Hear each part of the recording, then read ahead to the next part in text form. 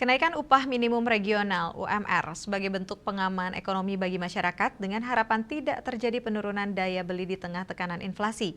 Meski demikian, dalam kondisi ekonomi saat ini, masyarakat dituntut untuk lebih cermat dalam mengatur pengeluaran agar gaji UMR dapat mencukupi kebutuhan bulanan. Minimum regional UMR yang ditetapkan pemerintah dinilai sebagai langkah antisipatif untuk menahan laju inflasi, terutama akibat meningkatnya kebutuhan pokok pada akhir 2025. Namun kenaikan upah tersebut perlu diimbangi dengan kemampuan masyarakat dalam mengelola keuangan secara bijak agar daya beli tetap terjaga.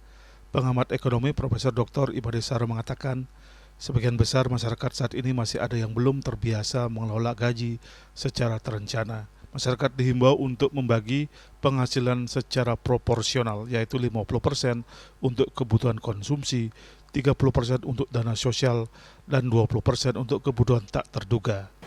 Tentu di dalam kondisi seperti itu, masyarakat harus betul-betul bisa mengatur bagaimana UMR ini bisa dipergunakan untuk menutupi kebutuhan paling tidak dalam 1 bulan yang terkait dengan kebutuhan kita. Nah, saya melihat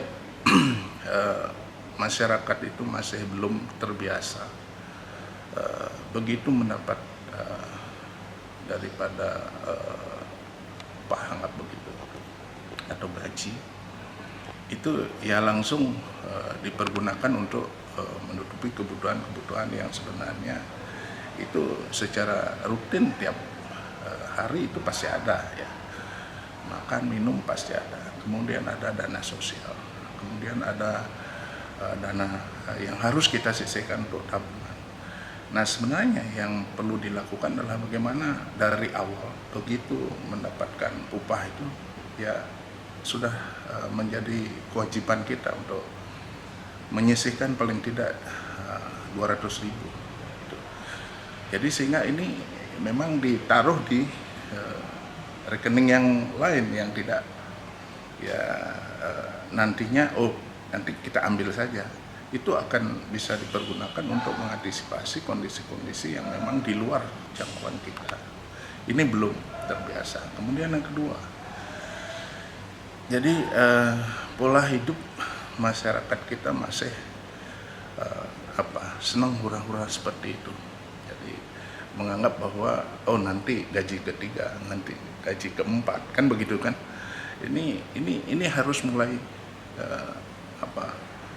kita lepas pola pemikiran seperti itu. Jadi sehingga